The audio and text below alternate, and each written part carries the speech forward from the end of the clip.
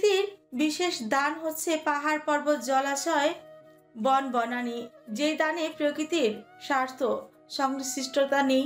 পৃথিবীর সমগ্র প্রাণীকুলের জন্যই প্রকৃতি এই বিশেষ দান সম্বন্টন করে রেখেছে। দৃষ্টিনন্দন অবারিত সবুজের হাতছানি, কলকল ছলছল করে বয়ে চলা মিষ্টি পানির ঝর্ণা, সর্পিল নদী, বৃক্ষরাজি, উঁচু নিচু পাহাড়ের গা বেয়ে এঁকে বেঁকে চলা বন্ধুর পথ, পাকপাকালের কলরবে মুখরিত চারিদিক, বুনো ফুলের মাতাল গন্ধ, কোথাও বন্যপ্রাণীর বিচিত্র ডাক, সব মিলিয়ে যেন প্রকৃতি এক অনন্য সৃষ্টি। সবুজ অরণ্যের আকাশ সমান উঁচু উঁচু পাহাড়গুলো যেন একটির সঙ্গে অন্যটি গা ঘেঁষে দাঁড়িয়ে আছে। পাহাড়ি আঁকা বাঁকা সরু রাস্তা আর স্বচ্ছ নীল আকাশ উপভোগ করে এগিয়ে চলা এ যেন স্বর্গীয় সুখ। যতই বৈচিত্র্যময় পাহাড়ের সৌন্দর্য অবলোকন করি না কেন, দিন শেষে তবুও একটা সুরই যেন বারবার ভেসে বেড়ায় আকাশে বাতাসে। যতই দেখি তোমারে আহা মন ভরে না, আহা মন ভরে না। সেদিনের রাতটা অরু হসপিটালে কাটিয়ে সকালের দিকে রিসোর্টে ফিরে গিয়েছিল। এরই মধ্যে কেটে গেল আরো 2 দিন। বেশ স্বাচ্ছন্দ্যেই কেটেছে এই 2 দিন, তবে তা ঘরবন্দি হয়ে। এই 2 দিন ইন্টেলিজেন্ট গ্যাংয়ের কেউ বাইরে ঘুরতে বেরোতে যায়নি। রিসোর্টকে কাটিয়েছে পুরো 2 দিন। তবে আজকে কলেজের সবাই পাহাড়ে দর্শনের সিদ্ধান্ত নিয়েছে। অরু এখন বেশ সুস্থ। সেই সুবাদে ইন্টেলিজেন্ট গ্যাংয়ের মেম্বাররাও আজ পাহাড়ে এসেছে। এমনিতেও 3টা দিন নষ্ট হয়ে গেছে নানা কারণে। চট্টগ্রাম থাকার বাকি দিনগুলো খুব ভালোভাবে কাটানোর সিদ্ধান্ত নিয়েছে সবাই। তাদের অবস্থান এখন মূলত পাহাড়ে। কলেজের সবাই নৈসর্গিক প্রকৃতির স্বাদ আহরণে পাশাপাশি হই হুল্লোড়েই মেতে উঠেছে। তন্নি, জিনিয়া, নাজিকাও যোগ দিয়েছে সবার সাথে। তবে অরু এতে যোগ দেয়নি। অতিরিক্ত আওয়াজে মাইগ্রেনের পেইনটা আবার উঠেছে। তাই অরু সবার থেকে একটু দূরে একা একা হাঁটছে। অরু এখন যেখানে দাঁড়িয়ে আছে জায়গাটা একটু নিরিবিলি। অরু যখন এক মনে প্রকৃতির সৌন্দর্য উপভোগ করছিল, তখনই একটা ক্যাচ ক্যাচ শব্দে তার ধ্যান ভাঙল। চারপাশে চোখ বুলিয়ে দেখলো তার থেকে কিছুটা দূরে ছোট ছোট গাছালি দিয়ে ঘেরা একটা ঝোপে কালো দেখতে কিছু নড়াচড়া করছে। ওরু এক প্রকার ভয় পেয়ে গেল কালো দেখতে জিনিসটা দেখে। যত দ্রুত জায়গাটা প্রস্থান করতে হবে। ওরু যখন তড়িঘড়ি করে উঠে উল্টো দিকে ঘুরে জায়গাটা প্রস্থান করতে যাবে, ঠিক তখনই পেছন থেকে কেউ রাগান্বিত ভরাট কণ্ঠে বলে উঠল, এখানে কি করছো? আকস্মিক কারো ক্রোধান্বিত ভরাট কণ্ঠের ধ্বনি কানে বাজতে আচানক অরুর চলন্ত পা দুটি থেমে গেল। শব্দের উৎপত্তি দেখার জন্য পেছনে ঘুরতে দেখলো তার ঠিক পেছনে ওই দিনের হসপিটালের লোকটাই দাঁড়িয়ে আছে, যে লোকটা অরুর প্রাণ বাঁচিয়েছিল। লোকটাকে দেখে বুক ধুকধুক করে উঠল অরুর। লোকটার বেশভূষা আগের দিন থেকে একটু পরিবর্তন হয়েছে। লোকটির পরনে একটি কালো জ্যাকেট, মুখে মাস্ক, কালো জিন্স আর মাথায় কালো ক্যাপ। এক কথা পুরোই কালো দিয়েই মোড়ানো। লোকটিকে দেখে অরুর মন মস্তিষ্কে একটাই কথা ঘুরপাক খাচ্ছে, এই লোক কি কোনোদিনও স্বাভাবিকভাবে চলাফেরা করতে পারে না? আচ্ছা, এই লোক কি কোনো সেলিব্রিটি যে লোকে ভয়ে এইরকম লুক নিয়ে চলাফেরা করে, নাকি কোনো মাফিয়া সন্ত্রাসী গ্যাংস্টার যে নিজের চেহারা দেখালেই পুলিশ টিম গ্রেপ্তার করবে? এই লোককে নিয়ে যত ভাববে ততই ভাবনা কমবে না, বরং আরোই বাড়বে। অরু এই লোককে নিয়ে ভাবতেই চায় না। কেননা এই লোক অরুর গলা চেপে ধরেছিল। এই কথা অরু কোনোদিনও ভুলতে পারবে না। অরু লোকটিকে সম্পূর্ণ অগ্রাহ্য করে, দেখো না দেখার ভান করে নিজের মতো করে সামনে এগোতে লাগলো। শেহজাদ বুঝতে পারলো তাকে অগ্রাহ্য করা হচ্ছে। অমনি তার চোখ মুখ শক্ত হয়ে এলো, প্রতিটি রন্ধ্রে রন্ধ্রে ছড়িয়ে পড়লো আগুনের লালা, যেন এই আগুনের লালা এক্ষুনি ভস্ম করে দিবে সামনে থাকা ওই মেয়েটিকে। নিজের মধ্যে বাড়তে থাকা রাগ দমাতে না পেরে অরু যখন সামনে এগোনোর জন্য আর এক পা বাড়ল, ঠিক তখনই শেহজাদ ক্ষিপ্ত মেজাজে বলে উঠল, দিমাগ দেখাচ্ছিস? অরু শেহজাদের তিক্ত ভাষ্যের কথাগুলো শুনে তৎক্ষণাৎ থেমে গেল। হৃৎপিণ্ড ধরাস করে উঠল। পরক্ষণেই লোকটির মুখে তুই সম্বোধন শুনে ছোঁয়া শক্ত হয়ে এলো। লোকটি পেয়েছে কি তাকে? হ্যাঁ, যখন ইচ্ছা গলা চেপে ধরছে, যখন ইচ্ছা তুই তুকারি করছে। অরু এসব কিছুতে মেনে নিবে না। আজের একটা বিধ করেই ছাড়বে। অরু এবার দ্রুত পা চালিয়ে লোকটির মুখোমুখি দাঁড়ালো। ওই দিন লোকটি অরুকে নিজের আঙুল তুলে যেভাবে শাসিয়েছিল, ঠিক সেইভাবেই অরু লোকটির দিকে আঙুল তুলে শক্ত গলায় বলল, শুনুন, আপনি আমার এমন কেউ নয় যে যাকে আমি দেমাক দেখাবো। অচেনা লোকদের সাথে কথা বলা অনুচিত, আর আমি আপনার সাথে কথা বলতে ইন্টারেস্ট নই, তাই এড়িয়ে চলছি। শেহজাদ মন দিয়ে শুনলো ওর কথাগুলো। তারপর নিজের হাতের ঘড়িটা খুলতে খুলতে বলল, তোমার মধ্যে ইন্টারেস্ট জিনিসটাও আছে নাকি? শেহজাদের কথার পাশে অরুর চক্ষু বেরিয়ে যাওয়ার উপক্রম। মুখটা আপনি হাঁ হয়ে গেছে। এই লোকের সমস্যা কি? তার মধ্যে আগ্রহ থাকবে না কেন? সব আগ্রহ কি উপরওয়ালা এর উপরে ঢেলে দিয়েছে নাকি? অরু এবার তীব্র প্রতিবাদ করি বল, আশ্চর্য, আমাকে কি মানুষের মতো লাগে না নাকি যে আমার মধ্যে কোনো কিছুর আগ্রহ থাকবে? আচ্ছা, শেহজাদ অরুর কথা সমস্তটা শ্রবণ করলো। হাতের ঘড়িটা খুলে একটা ছোট্ট জিপলক ব্যাগে ঢুকাতে ঢুকাতে খানিকটা হালকা সরি বলল, ধারণা মতে মানুষের মধ্যে যা যা থাকা দরকার সব তো আছে দেখছি। তাহলে মানুষ না ভাবার কোনো কারণ দেখছি না। অচেনা লোকটির কথাগুলো শুনে অরুর কপাল কুঁচকে এলো। আচ্ছা, লোকটা তাকে কি চিনে? না হলে একটা লোক এতটা ফ্রিলি কিভাবে কথা বলতে পারে? নির্ঘাত লোকটি তাকে কোনো না কোনো সূত্র ধরে চিনে, তাই প্রথম দিন থেকে এইরকম ব্যবহার করছে। অরুর মস্তিষ্কের প্রতিটি নিউরন যেন অরুকে চিৎকার করে বলছে, জিজ্ঞেস কর অরু, লোকটা তোকে কিভাবে চেনে? জবাব চা লোকটার কাছ থেকে। কিন্তু মন বলছে, এই লোককে কিছু উল্টাপাল্টা বললে যদি ওই দিনের মতন গলা চেপে ধরে তখন কি হবে? মস্তিষ্ক এবং মনের এই অদৃশ্য লড়াই শেষমেশ মস্তিষ্কেরই জয় হলো। ওরও একটা শুকনো ঠোক গেলে কালো মাস্ক আবৃত মুখের দিকে তাকিয়ে শুধালো। আপনি কি আমাকে চেনেন? ওরু প্রশ্ন করার প্রায় কয়েক মিনিটের মাথায় লোকটি গম্ভীর আওয়াজে বলে উঠল, তুমি কি বাংলাদেশের প্রাইম মিনিস্টার নাকি কোনো বিরাট বড় সেলিব্রিটি যে তোমাকে চিনবো? শেহজাদের কথা শুনে অরু তেমন একটা বিরক্ত হলো না, কারণ লোকটার সাথে দুইবার সাক্ষাতে অরু লোকটাকে বেশ ভালো মতোই পড় করে নিয়েছে। প্রথমত লোকটা অস্বাভাবিক স্বাভাবিকভাবে চলাফেরা করে না। তারপর লোকটা ভীষণ রসবোধের প্রকৃতির। লোকটির প্রতি এই কথার ফাঁসে ফাঁসে অহংকার। হয়তো অনেক বড় মাপের কেউ, যার আধিপত্যের বিস্তার বিশাল হবে। সুন্দর করে কথা বলতেই লোকটা হয়তো জানেই না লোকটির প্রতিটি ভাষও রয়েছে কেমন যেন তিক্ততা। উড়ো এবার স্বাভাবিকভাবেই বলল, আচ্ছা, তেরামো করা কি আপনার স্বভাব? আমি সেলিব্রিটি কেন হতে যাব? আপনি যেই টোনে কথা বলছেন মনে হচ্ছে আমি আপনার অতি পরিচিত কেউ, তাই বলছিলাম আর কি। সে যে তোর কথাগুলো তেমন কানে তোল না। উরুর খানিকটা সামনে এসে আদেশের সুরে বলল, জায়গাটা সুবিধার নয়, যত দ্রুত সম্ভব রিসর্টে ফিরে যাও।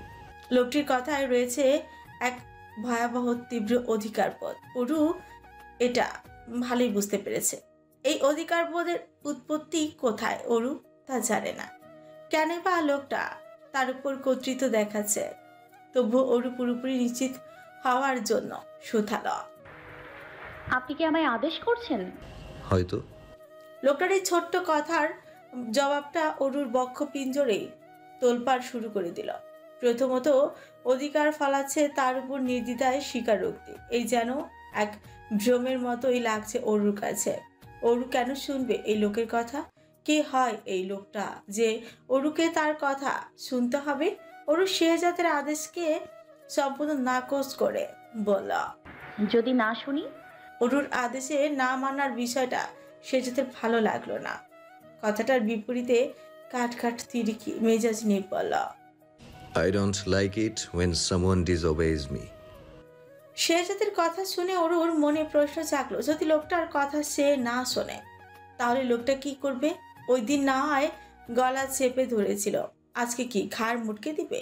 আসলে অরু দেখতে চায় লোকটার রিয়াকশন, তাই সে ইচ্ছাকৃতভাবে লোকটাকে পরীক্ষা করার জন্য ডোন্ট কেয়ার আপনি বলল, কথা না শুনলে কি করবেন আপনি? আর আমার কোনো ইচ্ছে নেই আপনার পছন্দের মানুষ হওয়ার। শেহজাদ অরুর কথাগুলো মনোযোগ সহকারে শুনল। এখন অরু আর শেহজাদের অবস্থান অনেক উঁচুতে। এখান থেকে যদি কেউ ভুল করে পড়ে যায় তাহলে আর বাঁচার সম্ভাবনা নেই।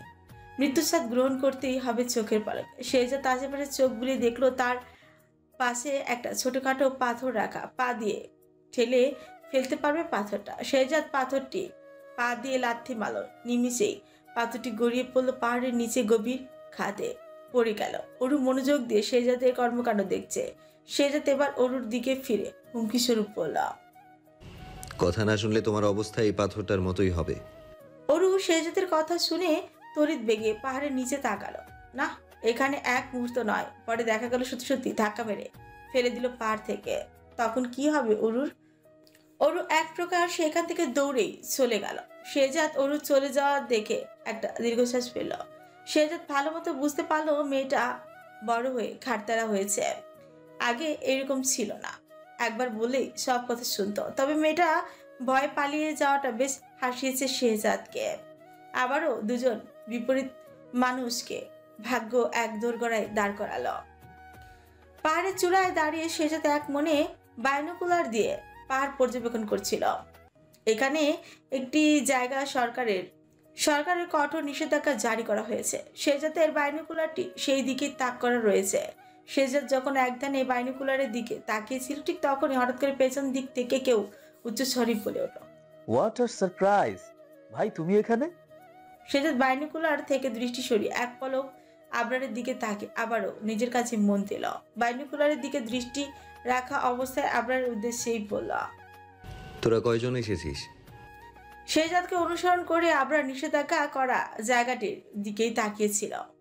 শেহজাদের করা প্রশ্ন শুনে আবরার শেহজাদের দিকে দৃষ্টি ফিরিয়ে উত্তর দিল, চতুর্থ বর্ষের সব স্টুডেন্ট এসেছে, তাদের মধ্যে আমরা 8 জন ফ্রেন্ড।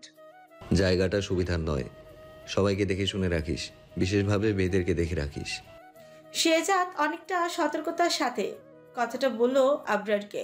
শেহজাদ বিশেষ বলতে কাকে বুঝিয়েছে তা আবার আবরার বুঝল না।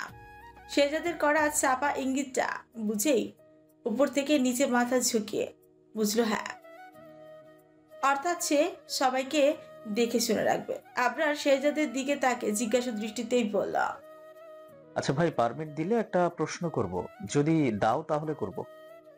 শেহজাদ ছোট্ট করে বলল। বল। আবরার শেহজাদের সম্মতি পেয়ে এক নাগাড়ে বলতে শুরু করল, ভাই, জানা মতে তুমি যে জায়গাটা পর্যবেক্ষণ করছো ওই জায়গাটায় সরকারের নিষেধাজ্ঞা রয়েছে, তাহলে তুমি ওইদিকে কি করছিলে? না মানে তোমাকে একটু আগে ওদিকে দেখছিলাম তো, তাই জানার আগ্রহ হলো আর কি। এইটুকু বলে থামলো আবরার। শেহজাদ আবরারের দিকে তাকালো। এই ছেলে এত কিছু কিভাবে খেয়াল করলো? শেহজাদ একটু আগে ওইখান থেকে এসেছে, সেটাও বোধহয় খেয়াল করেছে, তাই এই প্রশ্ন করছে। আবরার প্রচন্ড কৌতূহল নিয়ে তাকিয়ে আছে তার প্রশ্নের উত্তরের জন্য। কিছু সেকেন্ড পর শেহজাদের তিক্ত ভাষ্যের উত্তরই শোনা গেল। কাজ ছিল, তুই বুঝবি না। শেহজাদের কথার বিপরীতে আবরারের জবাবও তৎক্ষণাৎই এলো, জানি বুঝবো না, আর তুমি বোঝাবেও না। আগে বড় হ, তারপর না হয় বোঝাবো। কথাটা বলে যেই না বাইনোকুলারের দৃষ্টি রাখলো, অমনি দেখলো নিষেধাজ্ঞা করা জায়গাটিতে অসংখ্য পুলিশ র্যাব একসাথে জড় হয়েছে। সেটা দৃষ্টি ফিরিয়ে আবরারের দিকে দৃষ্টি তাক করে বিচলিত কণ্ঠে বলল, পরে কোনো একদিন এসে জায়গাটা ভিজিট করিস। আজকের মতো তোর ফ্রেন্ডসদেরকে নিয়ে রিসর্টে ফিরে যা। আবরার বুঝলো হয়তো কোনো বিশেষ কারণ আছে যার দরুন ভাই রিসোর্টে ফিরে যেতে বলেছে। আপনারা বাধ্য ছেলের মতন উল্টো পথে হাঁটা শুরু করলাম। যথাসম্ভব সবাইকে নিয়ে রিসোর্টে তাড়াতাড়ি ফিরতে হবে তাকে। অরুরা সবাই মিলে একসাথে কথা বলতে বলতে হাঁটছিল। আচমকা হঠাৎ করে কোথা থেকে আরমান দৌড়ে আসলো। নিঃশ্বাসের ওঠানামা দেখে স্পষ্ট বোঝা যাচ্ছে অনেক দূর থেকেই দৌড়ে এসেছে।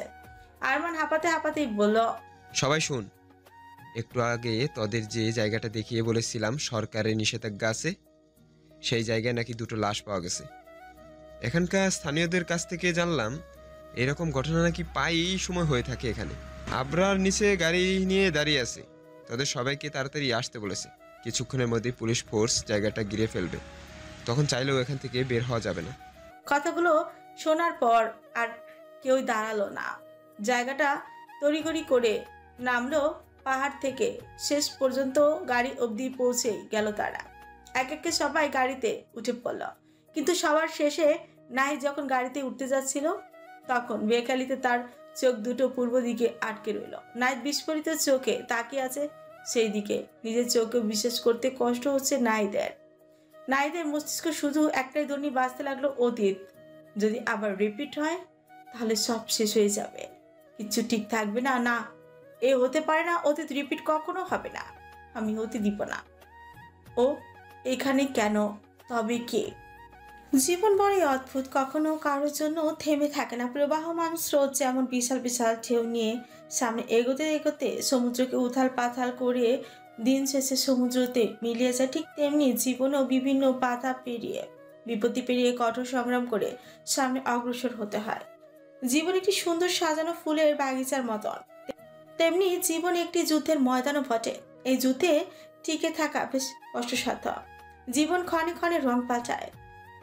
এই তো একটু আগে জায়গাটা কতই না মনোমুগ্ধকর ছিল পর্যটকদের ভিড়ে, কিন্তু এখন জায়গাটা বিরাজ করছে ভয়াবহ আতঙ্ক। কেননা যেখান থেকে লাশ দুটো পাওয়া গেছে সেই জায়গাটা সহ আশেপাশেও পুলিশ ফোর্স ঘিরে ফেলেছে। এখন পুলিশরা তদন্ত করে জায়গাটা তল্লাশি চালাচ্ছে কোনো প্রমাণ পাওয়ার আশায়।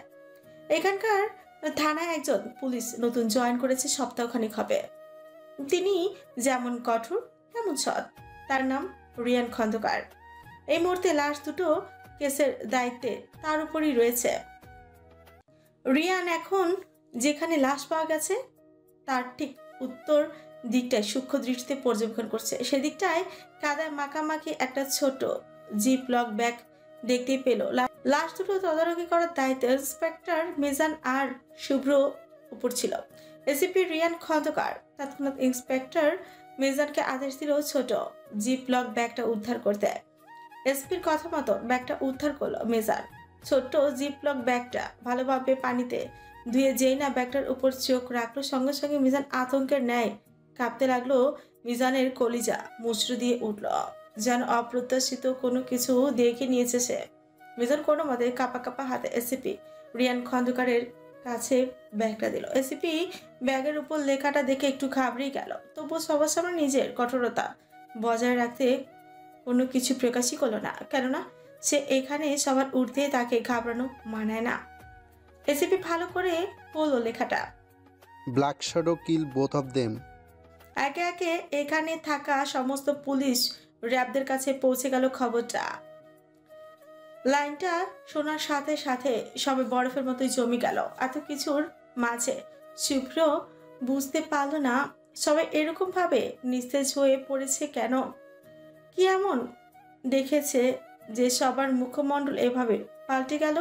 শুভ্র নিজের কৌতূহলকে দমাতে পারল না। ব্যাগের উপর লেখাটা মন দিয়ে পড়লো, কিন্তু আফসোস কাজের কাজ কিছু হলো না। শুভ্র কিছু বুঝলো না এই ব্ল্যাক শ্যাডোর ব্যাপারে। তখন কোনো উপায় না পেয়ে মিজানকে জিজ্ঞেস করলো ব্ল্যাক শ্যাডোর ব্যাপারে। মিজান আজব দৃষ্টিতে তাকিয়ে আছে শুভ্রের মুখের দিকে। ভাবটা এমন যেন শুভ্র অনেক বড় পাপ করে ফেলেছে। এই কথাটা জিজ্ঞেস করে পরক্ষণেই মিজানের মনে পড়লো শুভ্র নতুন জয়েন করেছে চাকুরিতে। এই ব্যাপারে না জানাটাই স্বাভাবিক, তবুও পুরো বাংলাদেশ পুলিশ জানে এই ব্ল্যাক শ্যাডোর ব্যাপারে। সেখানে নাকি শুভ্র জানে না? ব্যাপারটা কেমন জানেও খুব ভালো চোখে দেখলো না মিজান। তবুও মিজান শুভ্রকে ব্ল্যাক শ্যাডোর ব্যাপারে সংক্ষেপে কিছু কথা বলল। মন দিয়ে শোনো আমার কথা। ব্ল্যাক শ্যাডো হলো একটা বিরাট বড় মাফিয়া গ্যাং, যে গ্যাংয়ের ঊর্ধ্বে অন্য কোনো মাফিয়া গ্যাং নেই। সারা বিশ্ব রাজত্ব করছে এই গ্যাং। অনেক বড় বড় ক্রিমিনালও ভয়ে এই গ্যাংয়ের দ্বারে কাছেও গেছে না। এক কথায় এই গ্যাং পুরো দুনিয়াকে শাসন করছে। কিন্তু আশ্চর্যের বিষয় হলো আজ পর্যন্ত ব্ল্যাক শ্যাডো গ্যাংয়ের কোনো মেম্বারের মুখ কেউ দেখেনি। এখানে কয়েকজন মেম্বার আছে, এটা অজানা সবার কাছে। আমেরিকা, ইংল্যান্ড, এমন অনেক প্রবাসী কান্ট্রি আইনও এই ব্ল্যাক শ্যাডোকে ধরার চেষ্টা করেছে, কিন্তু বরাবরের মতোই ফলাফল শূন্য। ধারণা মতে ব্ল্যাক শ্যাডোতে যুক্ত প্রত্যেককে আপনার আর আমার মতো স্বাভাবিকভাবে চলাফেরা করছে। মানুষের ভিড়ে এদের চেনা অসম্ভব। তবে গোয়েন্দা টিম অনেক তদন্তের পর একটাই তথ্য দিতে পেরেছিল, এই ব্ল্যাক শ্যাডো গ্যাং এর অবস্থান আমেরিকায়, মানে তারা ইউএসএ তাদের দিন কাটাচ্ছে। কিন্তু আমি একটা কথা বুঝতে পারছি না, এই ব্ল্যাক শ্যাডো নামক কালো ছায়াটা আমাদের বাংলাদেশে কেন প্রবেশ করলো? তাদের উদ্দেশ্যই বা কি? মিজান হাতে থাকা ব্যাগটির দিকে ইশারা করে আবার বলল, এখানে স্পষ্ট লেখা আছে ব্ল্যাক শ্যাডোই এই দুটো মানুষকে খুন করেছে। চোখের পলকে পরিবেশটা কেমন যেন শান্ত হয়ে গেল। কারো মুখে কোনো সারা শব্দ নেই। সবাই ভালো মতো বুঝতে পেরেছে নিজেদের আসন্ন বিপদের কথা। এই কেস নিয়ে ঘাটলে পরে কেউ আর কারো মাথা খুঁজে পাবে না নিজের ঘাড়ে। অতি সাহসী এসিপি রিয়ান খন্দকার একটুও দমল না। এর আগেও তিনি যে থানায় ছিলেন সেখান থেকে তিনি জুনিয়র পদে ছিলেন। সেখানে তার সিনিয়রের কাছ থেকে ব্ল্যাক শ্যাডোর ব্যাপারে শুনেছিলেন। আর এক আত্মীয় আমেরিকার বাসিন্দা ছিলেন। তিনি সেখানকার গোয়েন্দা টিমের হয়ে কাজ করতেন। তিনি একটা কেসের দায়িত্বে ছিলেন। কেসটা ছিল ব্ল্যাক শ্যাডোর ব্যাপারে তদন্ত করা। পরে তিনি একটা কার অ্যাক্সিডেন্টে মারা যান। সবার জানা ব্ল্যাক শ্যাডো গ্যাং লোকটাকে মেরে ফেলেছে, তাদেরকে নিয়ে রিসার্চ করার দায়ে। এসব শোনার পর থেকে রিয়ানের মনে প্রবল আগ্রহ জন্মালো ব্ল্যাক শ্যাডোর ব্যাপারে জানার। সে তার এই জীবনে ব্ল্যাক শ্যাডোর সম্মুখীন হতে চায়। আজকে পাওয়া সুবর্ণ সুযোগটা কিছুতেই হাতছাড়া করবে না। পুরো দম লাগিয়ে দেবে, তবু ব্ল্যাক শ্যাডোকে উন্মোচন করে ছাড়বে। এসিপি ব্যাগটার দিকে তাকালো। সেখানে জলজল করছে একটা ঘড়ি। হাতে গ্লাভস লাগিয়ে এসিপি রিয়ান খন্দকার ব্যাগটা খুলল। ব্যাগ খুলে ঘড়িটা হাতে নিল। ঘড়িটা ভালো মতো পরখ করতেই লাগলো এই ঘড়িটাতে কোনো সূত্র যোগ পেলেও পেতে পারে। এসিপি রিয়ান আশ্চর্য দৃষ্টিতে তাকিয়ে আছে ঘড়ির উপরই ভাগে। ঘড়ির ডায়াল হলে একটি ছোট্ট মেমোরি দেখা যায়। এসিপি খন্দকার ঘড়ির উপরই ভাগে গ্লাসটা খুলে ফেলল। ছোট্ট মেমোরিটা হাতে নিল। মিজানের উদ্দেশ্যে বলল, মিজান, কুইক ল্যাপটপ আনো। মিজান কথা মতো ল্যাপটপ আনলো। এসিপি রিয়ান মেমোরিটা ল্যাপটপে ঢুকিয়ে দেখলো একটা ভিডিও অন হচ্ছে। ভিডিওটা দেখে সবার মুখ আপনা হাঁ হয়ে গেল। ভিডিওতে দেখানো হচ্ছে কিছু মাস্কওয়ালা লোক মাটিতে লাশ রেখে লাশের উপর মাটি ফেলেছে। সবার মুখে মাস্ক পুরি। ভিডিওটা অন্ধকারে করায় মানুষগুলোর অবয়ব বাদে আর কিছুই বোঝা যাচ্ছে না। একটা লোককে দেখা গেল দাঁড়িয়ে থাকতে। সে শুধু নীরবে দেখছে বাকিদের কর্মকাণ্ড। ভিডিওটা দেখে সবার মাথায় একটাই প্রশ্ন ঘুরপাক খাচ্ছে, অপরাধী নিজের বিরুদ্ধে প্রমাণ কেন দিয়ে গেল?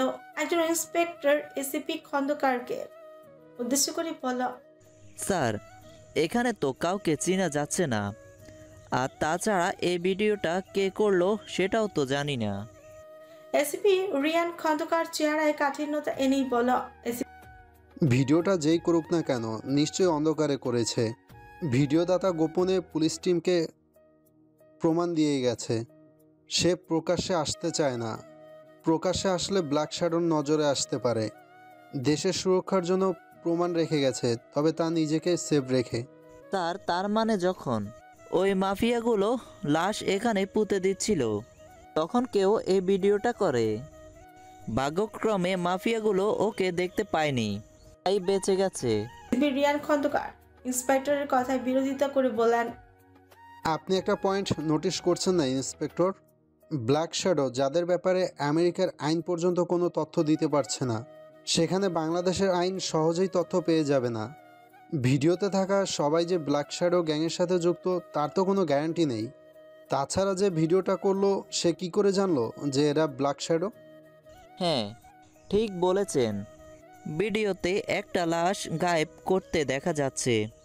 মনে হয় প্রথম লাশটা পুঁতে ফেলার পর ভিডিওদাতা এসেছিল আর শেষ লাশটা পুঁতে ফেলার সময় ভিডিও করে। এসিপি খন্দকার চিন্তিত সুরে বলে, ইন্সপেক্টর, এখানে আমি অন্য কিছুর গন্ধ পাচ্ছি। কোথাও আবার এমন নয় তো যে ব্ল্যাক শ্যাডো গ্যাং নিজের বিরুদ্ধে নিজে প্রুফ দিয়ে গেল? স্যার, কেউ নিজের বিরুদ্ধে কেন শুধু শুধু প্রুফ দিতে যাবে? এ কোনো সাধারণ ব্যাপার নয়। হয়তো এরকমটা করে বাংলাদেশের কাছে সতর্কবাণী পাঠিয়েছে। একটু থেমে এসিপি খন্দকার সতর্ক ভঙ্গিতে ইন্সপেক্টর মিজানের উদ্দেশ্যে আদেশ দিল, লাশ দুটোকে পোস্টমর্টমের জন্য পাঠান। লাশ দুটোর যাবতীয় সকল ইনফরমেশন বের করুন। আর আপাতত এই মেমোরিয়াল ওয়াচ সংরক্ষিত স্থানে থাকবে। লাশ দুটোর ইনফরমেশন পেলে কোনো যোগসূত্র পেতে পারি। আর কোনো নিউজ চ্যানেল যেন জানতে না পারে এই ব্ল্যাক শ্যাডোর ব্যাপারে। উঁচু পাহাড়ের চূড়া থেকে নিষিদ্ধ করা জায়গাটা বাইনোকুলার দিয়ে পর্যবেক্ষণ করছিল শেহজাদ। এসিপি ওয়াচ থেকে মেমোরি বের করতে শেহজাদের মুখে স্পষ্ট হাসির রেখা ফুটে উঠল। শেহজাদ যখন বাইনোকুলার দিয়ে পুলিশ র্যাবদের গাড়ি চলে যাওয়া দেখছিল, তখন তার ফোন বেজে ওঠে। কলম রিসিভ করে ফোন কানে তুলল শেহজাদ। ফোনের ওপাশের ব্যক্তি কি বলল তা শোনা গেল না, তবে শেহজাদ ডেবল স্মাইল দিয়ে বলল, নাও স্টার্ট অফ মাই গেম। আমাদের কাজ হলো আমার সঙ্গ দেয়া। কথাটা বলে ফোন কেটে দিল। পুলিশের গাড়িগুলো যাওয়ার দিকে তাকিয়ে শেহজাদ কঠিন দৃষ্টিতে তাতে তৎ চেপে বলল, I will finish you, mastermind. I again repeat, I will kill you, mastermind. তুই যেখানেই থাকিস না কেন, তোর কাজ হলো নিজেকে সেফ রাখা, আর আমার কাজ হলো তোকে গর্ত থেকে টেনে বের করে তোর পাওনাটা তোকে ফিরিয়ে দেয়া। যখন নিষিদ্ধ করা জায়গায় লাশ পাওয়ার খবরটা চারিদিকে ছড়িয়ে পড়ে, ঠিক তখনই অরুদের সাথে সাথে চতুর্থ বর্ষের সবাই চলে এসেছিল হোটেলে। এখন সবাই যে যার রুমে রেস্ট করছে। আবরার ডিভানের উপর বসে কিছু ফাইল চেক করছিল। তখনই কেউ আবরারের দরজার সামনে এসে দরজা টোকা দেয়। আবরার বুঝতে পারে তার রুমের দরজার সামনে কারো অস্তিত্ব আছে। দরজাটা খোলাই ছিল, তাই আবরার মুখে বলে ওঠে, কাম ইন।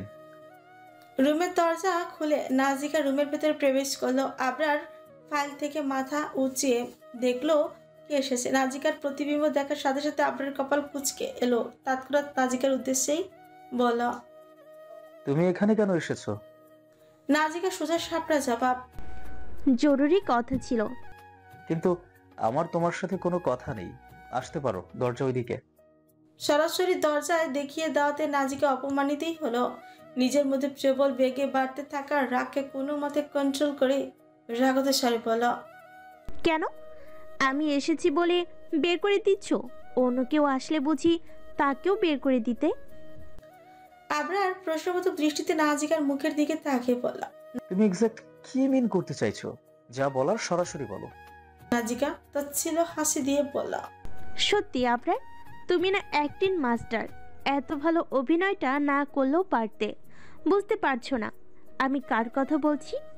আমি আরোরার কথা বলছি। অরুর নাম শোনা মাত্রই আবরারের চোয়াল শক্ত হয়ে এলো। তাতে তৎ চেপে বলল, যেটার যোগ্যতা রাখে তাকে সেটাই দেওয়া উচিত। তুমি এখানে দাঁড়িয়ে থাকার যোগ্যতা রাখো না, তাই তোমার আসল জায়গাটা দেখিয়ে দিচ্ছি। আবরারের কথাগুলো শুনে নাজিকা অতি কষ্টে নিজের মধ্যে বাড়তে থাকা কান্নাটা গিলে নিয়ে অসহায় সুরে বলল, প্রিয়, তুমি একদিন ঠিকই বুঝবে কাকে খুঁজতে গিয়ে কাকে হারিয়ে ফেলেছো। নাজিকার ইমোশনাল কথা শুনে আবরার নরম হাওয়ার বদলে উল্টো রাগান্বিত স্বরে বলল, তুমি তোমার এসব সো কল ড্রামাটিক ডায়লগগুলো বন্ধ করবে। নাজিকা এক দৃষ্টিতে আবরারের মুখের দিকে তাকিয়ে আছে। কেন এই মানুষটা তাকে বুঝে না? কিভাবে বুঝবে এই মানুষ তাকে? বুঝতে চায় না। এবার নাজিকা আবরারের দিকে কঠিন দৃষ্টি নিক্ষেপ করে বলল, তোমার সাথে নিশ্চয়ই কোনো রকমের মজা করতে আসিনি আমি এখানে। কোনো গুরুত্বপূর্ণ কথা বলতে এসেছি। কি বলবে তাড়াতাড়ি বলে এখান থেকে বিদায় হও। আবরার বিরক্তি নিয়ে এই কথাটি বলে উঠল। নাজিকা আবরারের সামনে এসে দাঁড়ালো। স্বাভাবিকভাবে জিজ্ঞেস করলো, শেহজাদ ভাই কোথায়? জানি বলবে আমি জানি না, তাহলে শুনে রাখো, আমি আজ নিজের চোখে দেখেছি তোমাকে আর শেহজাদ ভাইকে কথা বলতে। আবরার অবাক দৃষ্টিতে তাকিয়ে আছে নাজিকার মুখপানে। ফাইল রেখে বসা থেকে উঠে নাজিকার মুখোমুখি হয়ে দাঁড়িয়ে বলল, তুমি এসব কি বলছো? মাথা ঠিক আছে তোমার? নাজিকা শান্ত আবরার অস্বীকারই করবেই, তাই সে যথাযথ প্রমাণও নিয়ে এসেছে সাথে। নাজিকা নিজের মোবাইলটা একেবারে আবরারের মুখের সামনে তুলে ধরল। মোবাইলের স্ক্রিনে স্পষ্ট দেখা যাচ্ছে আবরার আর শেহজাদের একত্রে কথা বলার ছবি। আবরার ছবিটা দেখে হা করে তাকিয়ে রইল নাজিকার দিকে। মেয়েকে এই কারণে আবরারের সহ্য হয় না। কেউ আজ পর্যন্ত এর সামনে কোনোদিন মিথ্যা কথা বলতে পারেনি। সবসময় জমানে ঝুড়ি নিয়ে ঘুরে। মানুষ এতটা ডিসকাস্টিং কিভাবে হয়, এটাই আবরার কিছুতে বুঝে উঠতে পারে না। আবরার তপ্ত শ্বাস ফেলে বলল, হ্যাঁ, দেখাও করেছি, কথাও বলেছি। তোমার কোনো সমস্যা? তুমি ভুলে যাচ্ছ আবরার, শেহজাদ ভাইয়ের প্রতি তোমার যতটুকু অধিকার আছে আমার ঠিক ততটুকুই অধিকার আছে। আমি চাই তুমি শেহজাদ ভাইয়ের সাথে আমার দেখা করিয়ে দাও। আবরার তৎক্ষণাৎ নাজিকার প্রস্তাব নাকচ করে বলল, এ অসম্ভব। ভাইয়ের সাথে আমার দেখা একটা ভুলক্রম হয়ে গিয়েছিল, তাই আমি কথা বলতে পেরেছি। আর তাছাড়া ভাই এখানে একটা মিশনে এসেছে, আত্মীয়দের সাথে দেখা সাক্ষাৎ করতে নয়। আবরারের প্রস্তাবটা নাকচ করা নাজিকার ভালো লাগলো না। সে আর একটু কাছে এসে আবরারকে এক প্রকার হুমকি দিয়ে বলল, তুমি যদি শেহজাদ ভাইয়ের সাথে আমার দেখা করিয়ে না দাও, তাহলে শেহজাদ ভাইয়ের দেশে ফেরার খবরটা তনিমা চৌধুরীর কানে সর্বপ্রথম আমি পৌঁছাবো। দোষ করবো আমি, ফাঁসবে তুমি। আবরার নাজিকার দিকে রাগান্বিত দৃষ্টি নিক্ষেপ করে তাতে তৎ চেপে বলল, তুমি এরকমটা করতে পারো না। আমি সব পারি। আর তনিমা চৌধুরীর কানে খবরটা যাওয়ার সাথে সাথে আলতাফ মির্জার কাছেও কিন্তু খবরটা পৌঁছে যাবে। এবার তুমি ভাবো কি করবে? আমাকে শেহজাদ ভাইয়ের কাছে নিয়ে যাবে, নাকি আমি শেহজাদ চৌধুরীর ফেরার খবরটা তনিমা চৌধুরীর কাছে নিয়ে যাব? কথাগুলো বলে আর এক সেকেন্ডও দাঁড়ালো না নাজিকা, বেরিয়ে গেল রুম থেকে। নাজিকা বের হওয়ার পর পর ধপ করে বসে পড়ল বেঁচে, চুলগুলো দু হাত দিয়ে খামচে ধরে মাথাটা নিচু করে বলল, এবার কি হবে? বাই এনি চান্স নাজিকা যা বলছে তাই যদি করে তাহলে আমি তো শেষ। ওয়াসিফ শেহজাদা আমাকে কেটে কেটে টুকরো টুকরো করে নদীতে ভাসিয়ে দিবে। এখন রাত 10টা। রিসোর্টের সবাই যে যার মতো করে ডিনার করছে। অরুরা সবাই খাবার দাবারের আয়োজন একসাথে করে। আজকের প্ল্যানিং হলো রিসোর্টের বাইরে রাতের শান্ত পরিবেশ অনুভব করতে করতে ডিনার করা। আবরার আগে থাকতে টেবিল বুক করে রেখেছিল। টেবিল সবাই এসে পড়েছে, শুধু নাহিদ ছাড়া। অরু বসেছে এতক্ষণ, সবাই এসে পড়েছে শুধু নাহিদ ছাড়া। অরু বসেছে অনেকক্ষণ হলো, টেবিলে খাবার সার্ভ করা হচ্ছে। আজব, এখনো নাহিদ আসছে না কেন? সবাই যার যার মতো করে খাওয়া শুরু করে দিয়েছে, কিন্তু অরু এখনো নিরুপায় হয়ে বসে আছে। এবার অরু খাবার টেবিল থেকে উঠে সবার উদ্দেশ্যে বলল, গাইস, আমি নাহিদকে ডেকে আনছি, ততক্ষণে তোমরা কন্টিনিউ করো। কাজটা বলে অরু আবারও হোটেলে গেল। নাহিদের জন্য নির্দিষ্ট করা রুমের সামনে এসে দরজার ধাক্কাতেই রুমের দরজা খুলে গেল। অরু রুমের ভিতরে প্রবেশ করতেই দেখতে পেল নাহিদ কম্বল মুড়িয়ে ঘুমাচ্ছে। আশ্চর্য, এই গরমে এই ছেলে এভাবে সাপের মতো পেঁচিয়ে ঘুমাচ্ছে কেন? অরু নাহিদকে কয়েকবার ডাকলো ঘুম থেকে ওঠার জন্য, কিন্তু নাহিদের কোনো সারা শব্দ নেই। নাহিদের কোনো সারা শব্দ না পায় অরুর মনে সন্দেহ জেঁকে বসলো। নাহিদের কিছু হয়নি তো? নাহিদ ঠিক আছে তো? নাহিদ সুস্থ আছে কিনা তা দেখার জন্য কপালে হাত ছোঁয়াতে অরু চমকে উঠলো। গা পুড়ে যাচ্ছে জ্বরে, হাত পর্যন্ত লাগানো যাচ্ছে না। অরু তাড়াতাড়ি জিনিয়াকে কল করে জানালো নাহিদের প্রচুর জ্বর। অরু যখন ফোনে কথা বলতে ব্যস্ত ছিল তখনই অস্পষ্ট স্বরে নাহিদ গোঙাতে লাগলো। অরু নাহিদের পাশে বসে কপালে হাত দিয়ে দিতে শুধালো, নাহিদ বেশি খারাপ লাগছে? চিন্তা করিস না, এক্ষুনি ডক্টর আসবে। অরুর গলার আওয়াজ পেয়ে নাহিদ পিটপিট করে চোখ খুলল। অরুর দিকে তাকে জ্বরের করে অস্পষ্ট স্বরে আওড়াতেই লাগলো, আমি দেখেছি তাকে। নাহিদের কথা অরু বুঝতে না পেরে অবশ দৃষ্টিতে চেয়ে বলল, নাহিদ কি বলছিস? কিছু বুঝতে পারছি না। দেখেছি আমি। সে কাকে দেখেছিস তুই? দেখেছি আমি। সে অরু আর কিছু বলতে পারল না। নাহিদ তার আগেই অজ্ঞান হয়ে গেল। ধরণীতে সূচনা হয়েছে আরো একটি সুন্দর দিনের। ঋতুর পালাবদল, প্রকৃতিতে এখন গ্রীষ্মকাল। এই সময় প্রকৃতি তার তীব্র রোদের প্রখরতা হাসপাস করে তুলেছে জনজীবন। আজকে সূর্যের কাঠফাটা রোদ্দুর আর অসহ্য গরম জানান দিচ্ছে প্রকৃতি আজ রুদ্র রূপ ধারণ করবে। কাল রাতে আবরার যখন জানতে পারল নাহিদের প্রচন্ড রকম জ্বর, তৎক্ষণাৎ ডাক্তার নিয়ে এসেছিল। ডাক্তার নাহিদকে চেক আপ করে কিছু ওষুধ দিয়ে গিয়েছিল। নাহিদ এখন বেশ সুস্থ, তবে নাহিদের পাগলামিতে বাকিরা এখন বেশ অতিষ্ঠ। ভোরের আলো ফোটার পর থেকে নাহিদ পাগলামি শুরু করেছে এখান থেকে ফিরে যাওয়ার জন্য। অরু অনেক বুঝিয়েও রাজি করাতে পারল না নাহিদকে। নাহিদের একটাই দাবি, সে এখানে থাকবে না। বাড়ির কথা মনে পড়ছে, বাড়ি ফিরে যাবে। নাহিদের এইসব পাগলামি দেখে সবাই বিরক্ত। একটা অ্যাডাল্ট ছেলেকে বাচ্চাদের মতো এসব পাগলামি মানায় না। তবু নাহিদ জিদ ধরে আছে, সে এখানেই থাকবে না। অরুকে সাথে নিয়ে ঢাকা ফিরে যাবে। কিন্তু অরু যেতে নারাজ। এখানে সবাই একসাথে ঘুরতে এসেছে, যাওয়ার হলে সবাই একসাথে যাবে। নাহিদ একতরফা রাজি করানোর চেষ্টায় রয়েছে অরুকে ফিরে যাওয়ার তাগিদে। অরু আর নাহিদের এসব পাগলামি সহ্য করতে না পেরে চিৎকার করে নাহিদের উদ্দেশ্যেই বলল, হচ্ছেটা কি নাহিদ? বাচ্চাদের মতো জিদ করা বন্ধ কর। তোকে এসব মানায় না। যদি তোর বাড়ি যেতে এত ইচ্ছে করে তাহলে তুই যা। আমাকে কেন টানছিস? সেই ঢাকায় ফিরে গিয়ে তুই বাড়ি চলে গেলে আমাকে তো একাই থাকতে হবে, তাই না? অরু রাগান্বিত স্বরের কথাগুলো নাহিদের কানে আসতেই নাহিদের মস্তিষ্ক সচল হতে শুরু করলো। এতক্ষণ যাবৎ জ্বরের করে নাহিদ কি করেছে সেটা সে নিজেও জানে না। কি করেছে মস্তিষ্ক তাকে জানান দিতেই অমনি নাহিদ মাথাটা নিচু করে ফেললো। নাহিদ আর চায় না এখানে থাকতে, সে ফিরে যেতে চায়। এখানে থাকলে নির্ঘাত কোনো অঘটন ঘটবে, আর সে অঘটন অরুর জীবনে বিরূপ প্রভাব ফেলতে পারে। থাক না, জীবন যেভাবে চলছে সেভাবে চলুক। হয়তো কোনো কিছুকে নিজের সাথে জড়িয়ে জীবনটাকে বিষাক্ত বানানোর কোনো দরকার নেই। নাহিদকে নিশ্চুপ দেখে অরু এক পলক নাহিদের দিকে তাকিয়ে বেরিয়ে গেল রুম থেকে। অরু রুম থেকে চলে যাওয়ার পর নাহিদ এক দৃষ্টিতে তাকিয়ে আছে শূন্যে দরজার দিকে। অরু যদি একবার নাহিদের চোখ অনুসরণ করতো তাহলে হয়তো বুঝতো সেই চোখে রয়েছে একরাশ কাতরতা। নাহিদ চোখ দুটো বুজে দীর্ঘশ্বাস ফেলে পিপির করে বলে উঠল, সাজানো সুন্দর জীবন চোখের পলকে নিমিষে শেষ হয়ে যাবে। আর জীবন। গ্রীষ্মের দুপুর চারিদিকে খাখা করছে। মাথার উপর সূর্যটা যেন আজ মাটিতে নেমে এসেছে। অন্য দিনের তুলনায় আজকে গরমটা একটু বেশি পড়েছে। ভোরের সূর্যের তেজি জানান দিয়েছিল আজ অতিরিক্ত গরম পড়ার কথা। রাস্তার উপর খালি পায়ে হাঁটা যেন জীবন বাজি রাখার সমান। এই সময় কাঁধে ব্যাগ চাপে স্কুল শেষ করে বাড়ি ফিরছিল পুষ্পিতা। অতিরিক্ত গরমের কারণে ঘেমে একাকার হয়ে গিয়েছে মেয়েটা। পুষ্পিতা বাড়ির গেট পেরিয়ে মেন দরজার সামনে এসে উকি ঝুঁকি মারল। তার মা এই অবেলায় তাকে ফিরতে দেখলে সর্বনাশ।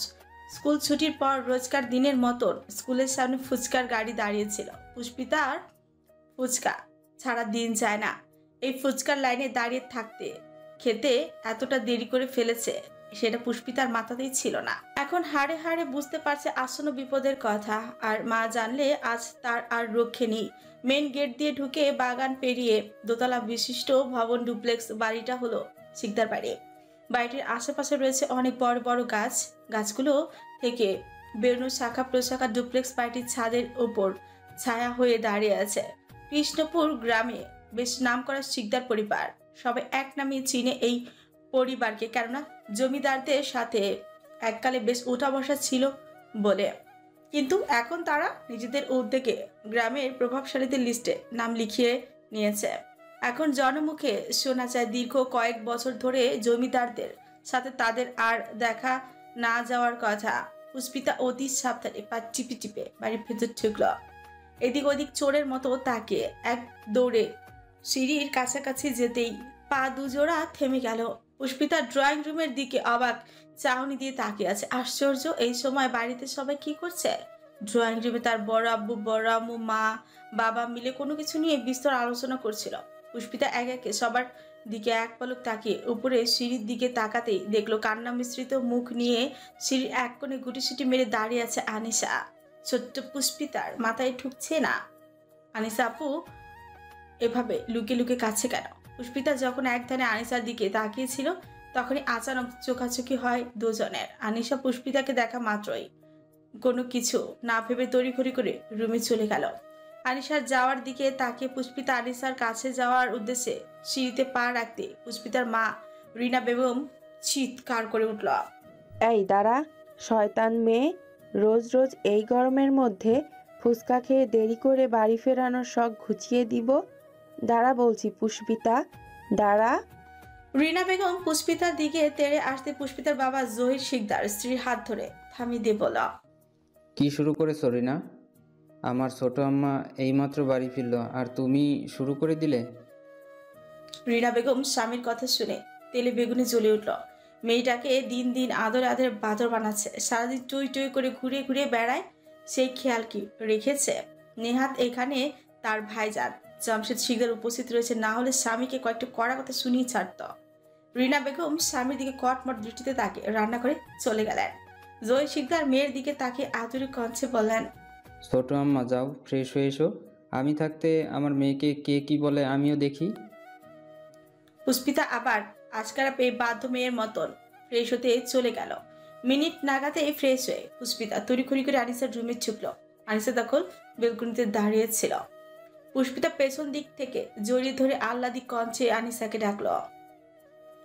নিশা আপু, তোমার কি মন ভালো নাই? তুমি তখন লুকিয়ে কাঁদছিলে কেন? আনিসা অনেক আগেই বুঝতে পেরেছিল রুমে পুষ্পিতার উপস্থিতি। মেয়েটা এত লাফিয়ে লাফিয়ে হাঁটে যে কেউ বুঝতে পারবে মেয়েটার উপস্থিতি। আনিসা এভাবেই চোখ বন্ধ করে বলল, কিছু হয়নি তো সোনা, কই আমি কাঁদছিলাম না তো। পুষ্পিতা আনিসার কথাগুলো বিশ্বাস করলো না, কারণ সে নিজ চোখে দেখেছে তার নিশা আপুকে কাঁদতে।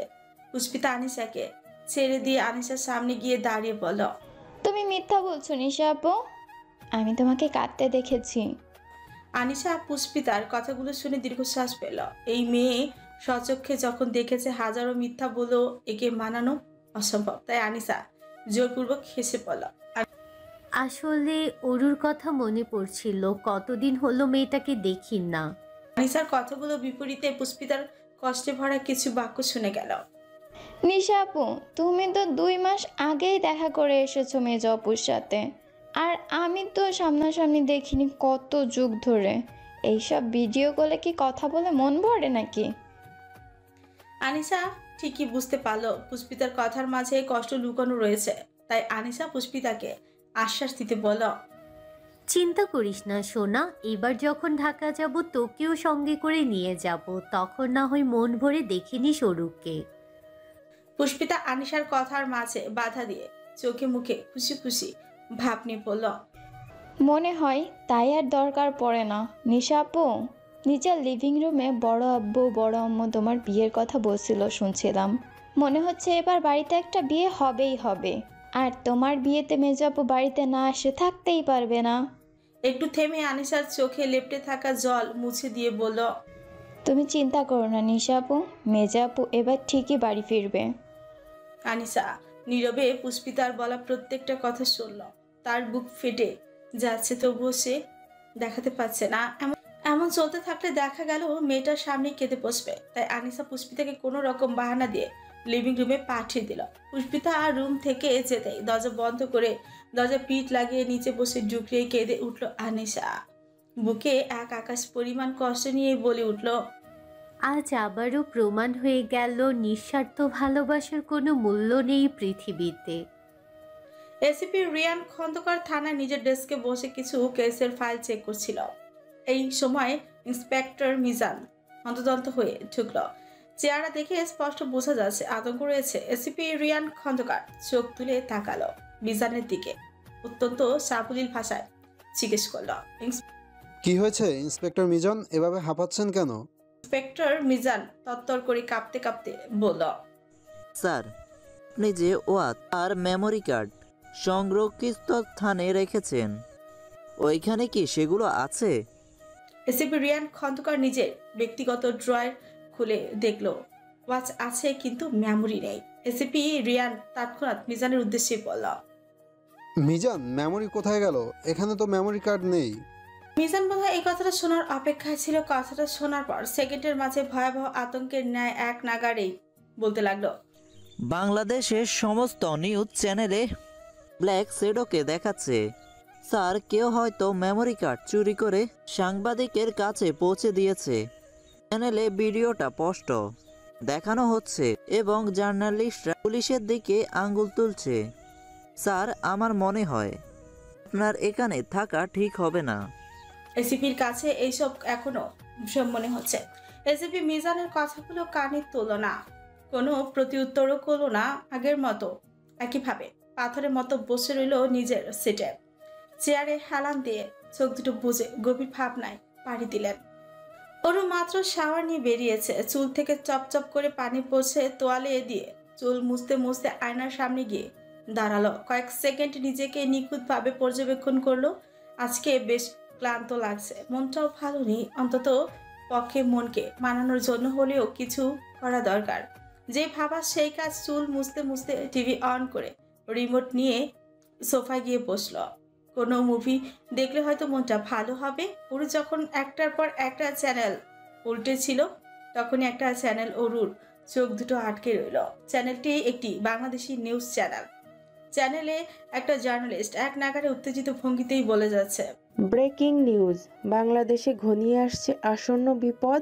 আমরা সবাই নিশ্চয়ই জানি the dangerous mafia gang black শ্যাডোর ব্যাপারে।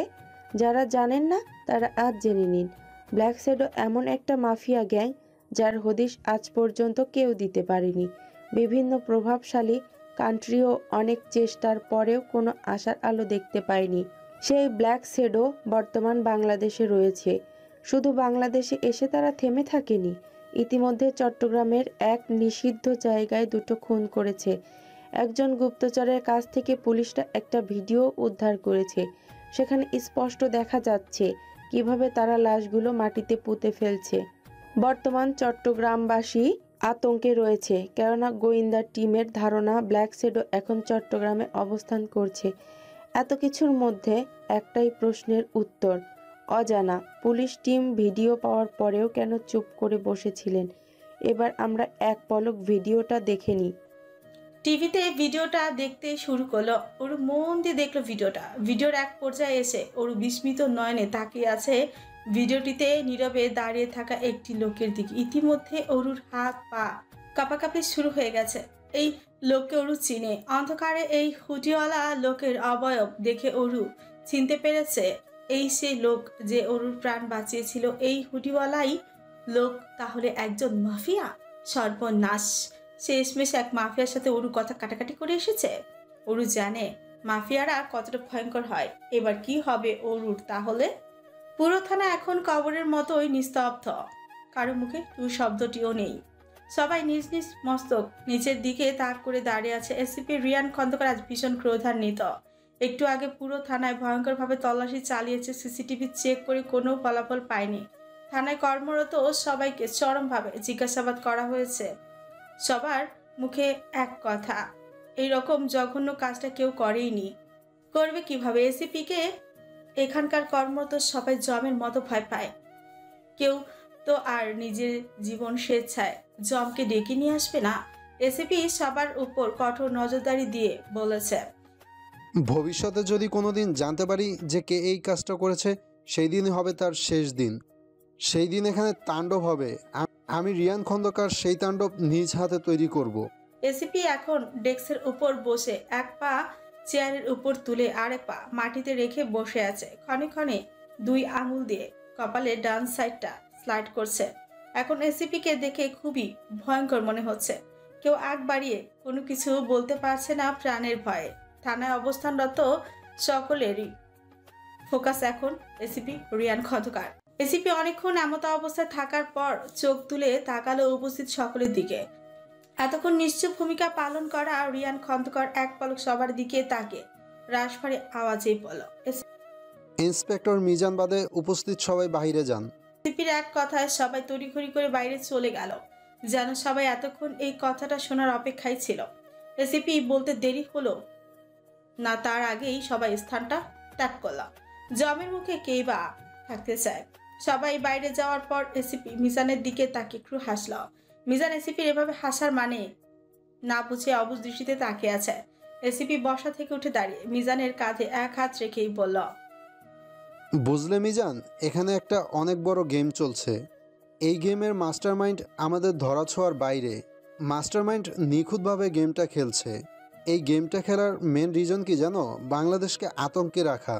প্রথমে মাস্টারমাইন্ড নিজে খুন করলো, তারপর অন্য কাউকে দিয়ে ভিডিও বানালো। সেই ভিডিও রহস্যময়ভাবে পুলিশ টিমের সামনে উপস্থাপন করলো, যাতে পুলিশ টিম কোনো রকমভাবে সন্দেহ করতে না পারে। ব্যাগের উপর ইচ্ছে মতো একটা লাইন লিখে দিল।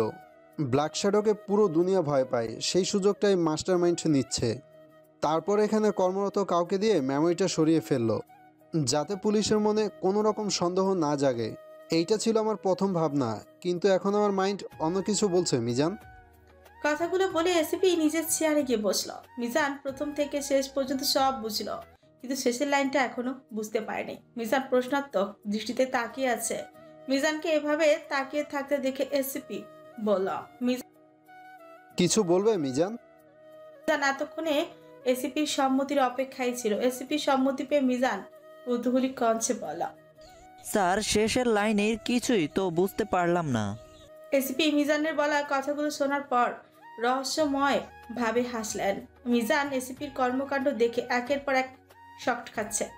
এসিপির হঠাৎ কি হলো? তিনি নিজে নিজে হাসছেন কেন? এসিপি ডেস্কের ড্রয়ার থেকে একটা ম্যাপ বের করলেন। মিজান ম্যাপটার দিকে তাকালো। মিজান নিঃসন্দেহে বলতে পারবে এটা চট্টগ্রাম এরিয়ার ম্যাপ। এসিপি ম্যাপটায় একটা লাল কালি দিয়ে গোল করা পয়েন্টে আঙ্গুল দেখিয়ে বলল, মিজান, তুমি আমার বিশ্বস্ত মানুষ, তোমাকে আমি সব কিছু নির্দ্বিধায় বলতে পারি। আমার বিশ্বাসের মর্যাদাটা রেখো। এই গেমে আমরা কিছু একটা মিস দিচ্ছি, কিছু একটা তো আছে যেটা আমাদের নজরে পড়ছে না। যদি ভুল না হয় তাহলে ব্ল্যাক শ্যাডো নিজেই গেমটা খেলছে। তারা হয়তো বাংলাদেশে কোনো মিশনে এসেছে। বাংলাদেশের মানুষদের আতঙ্কে রাখা এটা তাদের প্ল্যানের প্রথম ধাপ হবে হয়তো। তারা কয়জন সেটা অনুমান করা পসিবল নয়। এসিপি একটু থেমে সিরিয়াস ভঙ্গিতে মিজানকে আদেশ করল, মিজান, ইন্সপেক্টর শুভ্রর উপর কঠোর নজরদারির ব্যবস্থা করো। ইন্সপেক্টর শুভ্রর A to Z সকল ইনফরমেশন আমার চাই। এখন নিজের কাজে যাও। কাজ হয়ে যাবে স্যার। মিজান এসিপির দিকে তাকে কথাটি বলে জায়গাটা প্রস্থান করল। ঘড়ির কাঁটায় 11টা ছুঁই ছুঁই। সবাই নিজেদের ভোজন শেষ করে হোটেল রুমে অবস্থান করছে। অরু নিজের রুমে ইজি চেয়ারে মাথাটা হেলিয়ে চোখ বন্ধ করে বসে আছে। ওয়াল ক্লকের টিকটিক আওয়াজ বাদে অন্য কোনো শব্দ শোনা যাচ্ছে না। পুরো কক্ষে নীরবতা বিরাজ করছে। আমরা যখন কোনো কিছু নিয়ে অতিরিক্ত চিন্তিত থাকি তখন মাথা কাজ করা বন্ধ করে দেয়। যাই করি না কেন সবকিছু অতিষ্ঠ মনে হয়। নিজের প্রতি বিরক্তি চলে আসে, জীবনের প্রতি অনীহা চলে আসে। এরকম পরিস্থিতি শিকার হয়েছে অরু। টিভিতে ব্ল্যাক শ্যাডোকে নিয়ে যে নিউজটা দেখার পর থেকে টিভিতে ব্ল্যাক শ্যাডোকে নিয়ে নিউজটা দেখার পর থেকে শান্তিতে থাকতে পারছে না সে। কিছুক্ষণ পর পর আতঙ্কের ন্যায় বরফের মতো জমে যাচ্ছে। অরু কিছুতেই মানতে পারছে না সে একজন মাফিয়ার দেখা পেয়েছিল। মাফিয়াদের সম্পর্কে বিস্তর ধারণা আছে অরুর কাছে, কিন্তু হঠাৎই করেই অযাচিত একজন মাফিয়ার সাথে দেখা পাবে এটা অরু কখনো ভাবেনি। এই মুহূর্তে অরু মাফিয়ার সাথে দুবার দেখা হওয়ার স্মৃতিগুলো মনে করতে ব্যস্ত। স্মৃতিচারণ শেষে অরু তার দীর্ঘ ভাবনাগুলোর ইতি টেনে চেয়ার থেকে উঠে বেলকনিতে গিয়ে মন ভরে শ্বাস নিল। না, আর ভাবা চলবে না, এবার যা করার কাজ করে দেখাতে হবে। অরু মনে মনে এক কঠিন শপথ নিয়েছে, ভবিষ্যতে যদি কোনো দিন ওই মাফিয়ার দেখা পায় সঙ্গে সঙ্গে পুলিশকে ইনফর্ম করবে। এক ভিনদেশি মাফিয়া এসে তার গলা চেপে ধরেছিল, পাহাড় থেকে ফেলে দেওয়ার হুমকি দিয়েছিল, এমনকি ফোনটা পর্যন্ত ভেঙে দিয়েছিল। এই ব্যাপারটা অরু কিছুতেই মানতে পারছে না। নিজের দেশে এখন নিজেদের আতঙ্কে থাকতে হচ্ছে ওই মাফিয়ার কারণে। নিউজ চট্টগ্রাম থানার একটা নাম্বারে দেওয়া হয়েছিল। নিউজে চট্টগ্রাম থানার একটা নাম্বার দেওয়া হয়েছিল। অরু ভালোভাবে নাম্বারটা কালেক্ট করে মোবাইলে সেভ করে রেখে দিয়েছে, প্রয়োজনের সময় কাজে লাগতে পারে। রুমে থাকতে অরুর এখন দম বন্ধ হয়ে আসছে। হোটেল গার্ডেন থেকে একটু হেঁটে আসলে ভালো হতো, এমনিতেই মাথাটা ভারী ভারী লাগছে। অরু নিজের ভাবনা অনুযায়ী গার্ডেন থেকে হেঁটে আসার সিদ্ধান্ত নিল। এক পলক বিছানায় ঘুমন্ত জিনিয়ার দিকে তাকালো। না, মেয়েটা ঘুমাচ্ছে, এখন ডাকাটা ঠিক হবে না। তার চেয়ে বরং একা একা গিয়ে ঘুরে আসা যাক। তাছাড়া নিচে অনেক পর্যটক বসে আড্ডা দিচ্ছে। অরু নিজের মন মর্জি রুম থেকে বের হয়ে এলো। গার্ডেনে এসে নীরবে হাঁটতে লাগলো। দক্ষিণ দিকটায় এসে মুক্ত পাখির জানার মতন হাত দুটো মিলে দিয়ে প্রকৃতির ফ্রেশ হাওয়া নিতে লাগলো। চোখ বন্ধ করে এই সুন্দর মুহূর্তটা অনুভব করতে লাগলো। জীবন কখনো কখনো নিয়মে চলে না। জীবনের গতিবিধি কেউ আগ বাড়িয়ে ছাড় করতে পারে না। এই ছোট্ট পৃথিবীতে কখন যে কার সাথে দেখা হয়ে যায় তা কেউ বলতে পারে না। অরু যখন চোখ খুলল তখন রিসোর্টের দক্ষিণ পাশটায় একটি কালো গাড়ি দেখতে পেল। অরুর অবস্থানটা ছিল রিসোর্টের দক্ষিণ পাশে, বিধায় এখানে অরু ব্যতীত অন্য কারো অস্তিত্ব নেই। পর্যটকদের আড্ডা উত্তর পাশটায় বসেছে। এক কথায় এখানে অরু ছাড়া অন্য কারো উপস্থিতি নেই। অরু গাড়িটার পেছনে থাকায় নাম্বার প্লেট দেখতে পাচ্ছিল।